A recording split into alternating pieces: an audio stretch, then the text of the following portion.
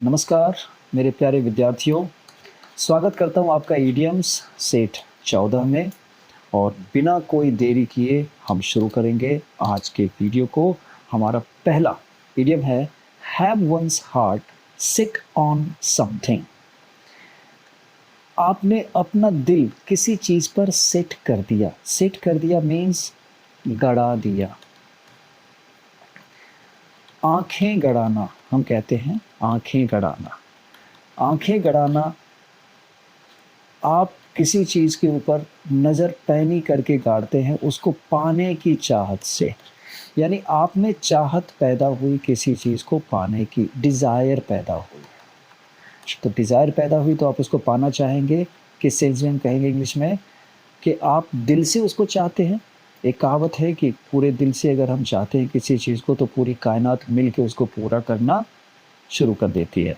तो पूरी शिद्दत से चाहना चाहिए। तो शिद्दत से चाहने के लिए हम दिल से ही चाहेंगे। जैसे मैं दिल से आपका भला चाहता हूँ, ऐसा लोग कहते हैं ना, from the bottom of my heart. इस तरीके से जो यूज़ करते हैं तो हार्ट से, तो आपका दिल आ गया उस पर। इस सेंस में हम कहेंगे डिज़ायर है आपके अंदर से, दिल से। एग्जाम्पल लेंगे। एग्जाम्पल है she has her heart set on attending medical school in London, so she is studying constantly. उसका दिल आ गया, उसकी दिली ख्वाहिश क्या है कि वो मेडिकल स्कूल में जाना तो चाहती है, लेकिन कहाँ? लंदन के। तो ये उसकी चाहत बन गई है। अब उसके लिए वो मेहनत करेगी। ये है she has her heart set on attending medical school in London. दूसरा इडियम लेंगे। दूसरा इडियम हमारे पास है पंच अबव वंस वेट। पंच बॉक्सिंग का टर्म है, वेट भी बॉक्सिंग में भी आता है, और इसके अलावा वेट लिफ्टिंग में तो आता ही है। तो कम से कम इतना तो तय हो गया कि बॉक्सिंग और बॉक्सिंग है, तो ये पूरा का पूरा इडियम जो है बॉक्सिंग से रिलेटेड है। कैसे? कभी आपने सुना है किसी को कहते हुए मुक्के से गेंडा मारना? मुक्के से गेंडा मारना। अब आप अंदाज़ा लगा लीजिए कि आपका वज़न क्या और गेंडे का वज़न क्या। लेकिन आपने अपने मुक्के से, आप कम वज़न वाले हैं और गेंडा ज़्यादा वज़न वाला है। आप कम वज़न वाले और ज़्यादा वज़न वाले को आपने मार के गिरा दिया। ये है मुक्के से गेंडा मारना। तो ये भी कुछ वैसा ही है कि जब लाइट वेट या फेदर वेट वाला या फ्लाई वेट वाला किसी हैवी वेट बॉक्सर को अगर मार गिराए, मीन्स पंच से नॉकआउट कर दे, तो इसका मतलब उसने कैसी अचीवमेंट हासिल की? ओवर अचीवमेंट थी उसके लिए। ओवर अचीवमेंट यानी औकात से बढ़कर। एक और हिंदी कहावत मुझे याद आ रही है, देखन में छोटन लगे घाव करे गंभीर। सुना हुआ है ना? ये है देखन में छोटन लगे घाव करे गंभीर। यही है पंच अबव वंस वेट। चलिए इसका एग्जाम्पल देखेंगे। एग्जाम्पल है despite being a small startup with only 5 employees, the company has punched above its weight by landing major multinational clients. Company ने कैसी शुरुआत की थी? मात्र 5 एम्प्लॉयज से शुरुआत की थी, छोटी कंपनी थी, लेकिन आज इनके पास मल्टीनेशनल क्लाइंट्स भी हैं। डन। चलिए तीसरे पे आएंगे। तीसरा हमारा है sink your eye tooth into something. Sink means डुबोना या डूबना।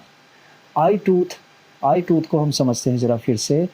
पहले आई टूथ को जान लेंगे, फिर हम बढ़ेंगे उसके ऊपर। ये हमने बना दी आँख।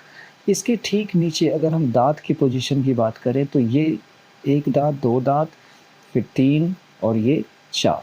ये चारों कैनाइन है ना, कैनाइन टीथ हो गए 4। ये आँख के ठीक नीचे होते हैं, आँख के ठीक नीचे। और इनको आई टूथ इसलिए कहा गया है क्योंकि ये आँख के नीचे है। दूसरा कि अगर इनको डैमेज अगर पहले कर दिया जाता है या अगर ये डैमेज हो जाते हैं तो हमारी आई साइट पे भी असर पड़ सकता है, और पड़ता है मान के चलें। तो इसको सही सलामत रहना ज़रूरी है। इसकी 2 खूबी और बता दूं कि ये लॉन्गेस्ट होते हैं और स्ट्रॉन्गेस्ट होते हैं। डन। तो लॉन्गेस्ट और स्ट्रॉन्गेस्ट है। अब आते हैं हम शेर पर और हिरन पर। शेर शिकारी और ये शिकार। तो ये जो शिकारी जानवर है जब प्रे पर हमला करेगा तो ये अपने चारों आई टूथ को गड़ा देगा उसके अंदर अंदर उसके स्किन में इतना धंसा देगा कि अब हिरन चाह करके भी भाग नहीं सकती। अब जब हिरन नहीं भाग सकती तो इसका मतलब है शिकारी को मज़ा आएगा। तो शिकारी जो जानवर होते हैं उनको शिकार करने में ही मज़ा आता है और वो मरा हुआ जानवर खाते भी नहीं। तो आपको कुछ चैलेंजिंग काम चाहिए तब मज़ा आएगा, कि कुछ ऐसा हो जिसमें कि जिसको करने में आपको लगे कि आपने कुछ किया, थोड़ा ईगो को अच्छा लगता है, ईगो फुलफिलमेंट भी होता है इससे। तो सिंक का मतलब डुबोना वही है, दांत गड़ाना, आई टूथ किसी चीज़ में। तो आपकी चाहत ऐसी हो कि कोई बढ़िया काम, ऐसा नहीं कि बिल्कुल इजी वॉक आपको नहीं चाहिए, वॉक ओवर नहीं चाहिए, कि जीत ऐसी हो कि बिल्कुल फिसड्डी टीम से आप जीत गए तो आप खुश हो गए, नहीं, आप चैलेंजिंग काम चाहेंगे। तो अब इसका एग्जाम्पल लेंगे। I have finally been assigned a challenging new project. देखिए चैलेंजिंग आ गया है कि बढ़िया काम है, उसको अब मज़ा आएगा कि कुछ किया। That I can really sink my teeth into, कि जिसमें मैं दांत गड़ा के शिकार कर सकूं और थोड़ी सेटिस्फैक्शन भी आती है। जब आप टफ काम करते हैं ना तभी आपको सेटिस्फैक्शन भी आती है। चलिए अब पढ़ेंगे आगे। चौथा है हमारे पास stand one's ground. Stand means खड़ा होना, ग्राउंड मीन्स ज़मीन, अपनी ज़मीन पे खड़ा होना। तो ये नॉर्मल बात नहीं है। स्टैंड वंस ग्राउंड का मतलब है कि ये दुश्मन है, दुश्मन आपके ऊपर हमला कर रहा है, लेकिन आप कह रहे हैं कि कम वॉट में, आई विल नॉट रिट्रीट, मैं पीछे नहीं हटूंगा, रिट्रीट नहीं करूंगा। Instead of opposition I will stand my ground, मैं अपने जगह को नहीं छोड़ूंगा, यानी मैं हारूंगा नहीं, यही ध्यान रखना है आपको। स्टैंड वंस ग्राउंड का मतलब है नहीं हार मानना, आप पीछे नहीं हटेंगे बस। चलिए अब इसका एग्जाम्पल लेते हैं। You will be able to hold your ground and resist the enemy's attack. ये अच्छी बात है और नॉर्मल साइकोलॉजिकल बात यही है कि अगर हम कहें कि कोई जानवर है, छोटा हम कुत्ता ही ले लेते हैं। चलिए, कुत्ता जब आपको डराता है तो आप अगर डर के भागते हैं तो कुत्ता आपको और भगाएगा, लेकिन अगर आप पीछे ना हट के अगर आप भी ज़रा रेसिस्ट करें तो कुत्ता भी आगे बढ़ने की हिम्मत नहीं दिखा पाता है। तो ऐसा क्यों हुआ? Because you stood your ground, तो आपने उसको टक्कर देने की सोची तो कुत्ता भी रुक जाता है। अगले पे आते हैं, हमारा लास्ट इडियम इस वीडियो का। चलिए, close to home. Close to home यानी घर के नज़दीक। चलिए, घर के नज़दीक यहाँ जो होम है, होम से मैं हार्ट तक आपको ले आता हूँ पहले तो। चलिए, अगर कोई घटना घटती है, आपका घर यहाँ पे है, चलिए ये आपको मैं यहाँ पे आपका घर बना दे रहा हूँ, और एक घटना घटी है यहाँ से ना 5000 किलोमीटर दूर, यहाँ पे घटना घटी है। आपको कोई ज़्यादा फ़र्क नहीं पड़ेगा, हम धीरे धीरे इसको नज़दीक ले आते हैं। अब आपके घर से ठीक 50 मीटर दूरी पर कोई घटना घटती है और उसको मैं लेता हूँ दुर्घटना।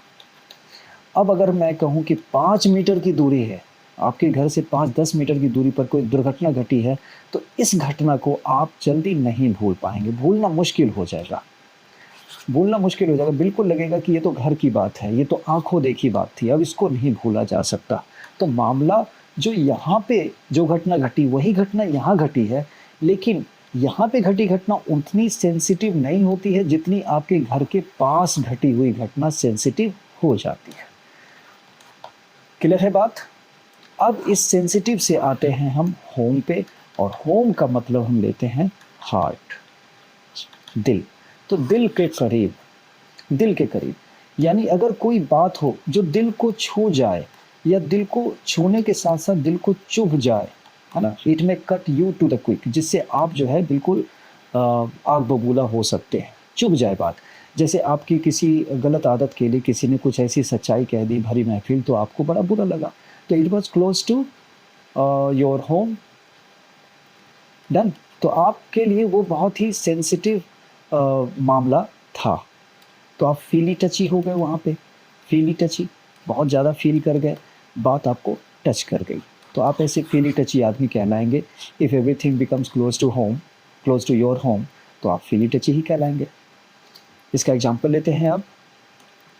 The documentary about struggling small businesses hit close to home for Sarah, as her own family's cafe had to close last year. देखिए, ये जो स्ट्रगलिंग स्मॉल बिजनेसेस के बारे में बात कहीं सारा ने पढ़ा, तो उसको बिल्कुल ये लगा ये मेरी ही बात है। बिल्कुल वो अपने से कनेक्ट कर पाई ना।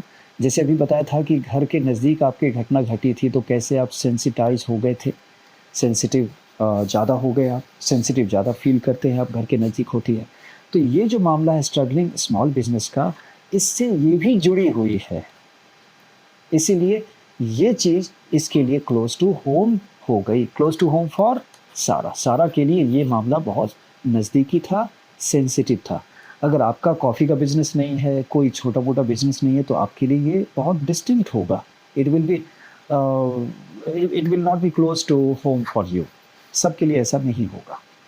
चलिए, ये 5 इडियम समाप्त, और छोटी सी मन की बात करूं। It is always the others who die. ऐसा अक्सर होता है कि जब भी कोई मरता है तो हम उसके बारे में शोक और दुख व्यक्त करते हुए कहते हैं कि बेचारा, लेकिन शायद ही हमें ये ख्याल आता है कि एक दिन डॉट डॉट डॉट, नहीं कहूँगा। चलिए, इसी के साथ ये वीडियो यहीं समाप्त करता हूँ। मिलता हूँ अगले वीडियो में कुछ और इडियम्स और कुछ और छोटी मोटी बात के साथ। तब तक के लिए नमस्कार।